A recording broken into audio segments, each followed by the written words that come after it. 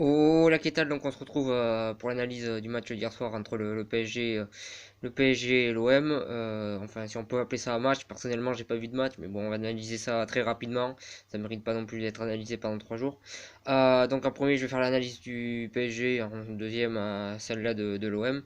Donc le PSG, on a vu un PSG qui, bon déjà le match pour moi il a duré une mi-temps, mais on a vu un PSG qui a été très rapide offensivement, qui a montré toutes ses qualités offensives sur ce match-là. Ça a été très rapide avec Mbappé, avec Icardi, avec Di Maria. Ça a été une équipe, ça a été une équipe qui a montré des belles choses offensivement hier, qui a été vraiment très fort et qui a été réaliste devant le but et qui a été largement au-dessus de son adversaire. C'est pas discutable il y a aussi et là aussi on voit la différence donc voilà sur ça. Ensuite, le milieu de terrain aussi du côté du PSG a fait un bon match. La défense a peut-être laissé quelques espaces, mais quand on voit la différence qu'il y a eu à la fin du match, on peut pas leur reprocher grand-chose. Donc voilà, un PSG qui a vraiment fait un très bon match, un match très bien joué de leur part. Ils ont bien maîtrisé ce match et ils ont fait un match presque le match parfait, j'ai envie de dire. S'ils auraient bien joué en deuxième mi-temps, ils auraient fait le match parfait. Donc voilà sur ça. Donc bon match de la part du PSG.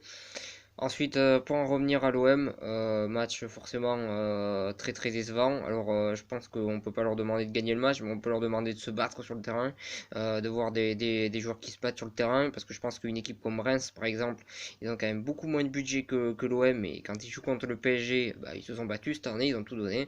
Ils se sont battus, après perdre contre le PSG à l'heure actuelle, c'est normal, mais je pense qu'il faut au moins se battre et au moins faire voir quelque chose sur le terrain. Et là, l'OM a rien fait voir du tout. Ils ont clairement manqué d'agressivité, manqué d'envie, manqué à peu près tout. Donc voilà, mauvais match de l'OM et le manque d'envie, le manque de combativité, franchement, m'a énormément dérangé.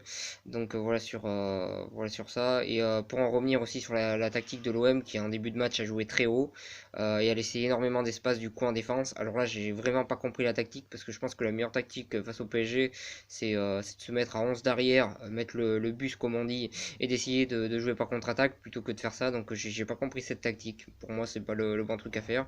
Ils ont joué haut, ils ont laissé des espaces monstrueux en défense à chaque fois, en sachant qu'il y a des joueurs rapides devant du côté du PSG, que ce soit Mbappé, voire même Di Maria.